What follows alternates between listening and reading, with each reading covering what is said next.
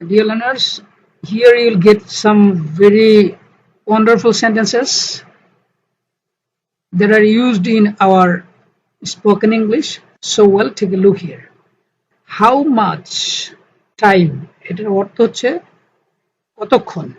How much time is left? আর কতক্ষণ বাকি আছে। Some way মানে হচ্ছে কোনো না কোনো। There is some way to go. যাওয়ার তো কোনো না কোনো রাস্তা আছে। There is some way to meet him. তার সাথে দেখা করার কোনো না কোনো রাস্তা তো আছে। There will be some way to meet him.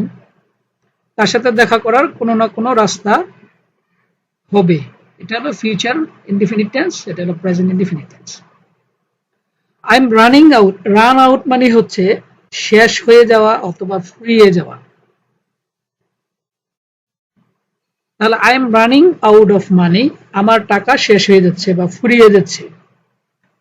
Time is running out, সময় শেষ হয়ে যাচ্ছে। ওয়াটার ইজ রানিং আউট, পানি শেষ হয়ে যাচ্ছে। Gas is running out, gas শেষ হয়ে যাচ্ছে। My mobile data is running out, আমার মোবাইল ডাটা শেষ হয়ে যাচ্ছে। তাহলে এই রান আউট দিয়ে অনেক ধরনের সেন্টেন্স বানানো যায়। I have come after hearing everything, আমি সবকিছু জেনে শুনে এসেছি, মানে সবকিছু শোনার পরেই আমি এসেছি, বিষয়টা এমন। আফটারের পরে ভার্ব যে আছে সেই ভার্বের সাথে সবসময় আইএনজি বসে। I have come after having tea, আমি চা খেয়ে এসেছি। If I had known earlier I wouldn't have made such mistake, আমি যদি জানতাম, আগে থেকে যদি জানতাম তাহলে এ ধরনের ভুল করতাম না। If I had known earlier I wouldn't have loved her, যদি আগে জানতাম তাহলে তাকে ভালোবাসতাম না। shall I say one thing, একটা কথা বলবো।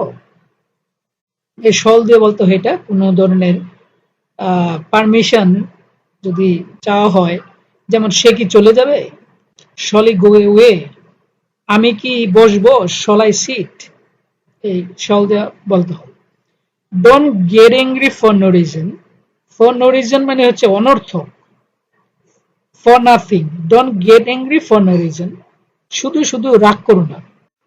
don't get angry for nothing, শুধু শুধু রাগ করো না। don't come to me even by mistake, এটা হচ্ছে কিওয়ার্ড, ভুল করেও। don't come to me even by mistake, ভুল করো আমার কাছে আসবে না। don't be late even by mistake, ভুল করো দেরি করবে না। don't try to lie even by mistake, ভুল করো মিথ্যা কথা বলবে না, মিথ্যা বলার চেষ্টা করবে না। what does it matter to me, তাতে আমার কি। what does it matter to them, তাতে তাদের কি। get into habit, get into habit মানে হচ্ছে এটার অর্থ হচ্ছে অভ্যাস করা।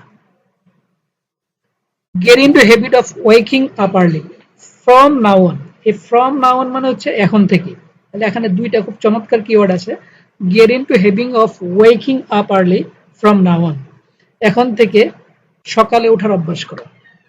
if this is the case, যদি বিষয়টা এমনই হয় তাহলে you have to come early, তোমাকে আগে আসতে হবে।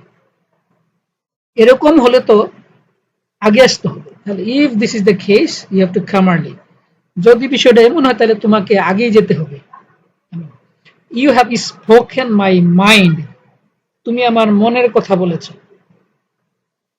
don't mess with me, আমার সাথে ঝামেলা করো না, তার সাথে ঝামেলা করো না। don't mess with him, তার সাথে ঝামেলা করো না। even you told me this, তুমিও তো আমাকে একই কথা, এমন ধরনের কথাই তো বলেছিলে বা এটাই তো বলেছিলে। তাহলে এখানে অনেক ভেরি ইম্পর্টেন্ট সেন্টেন্স আছে যেগুলো আমাদের ডেইলি লাইফ স্পিকিং এ ব্যবহার হয়। So keep practicing. That's all today. See you again with another new lecture. Till then, take care.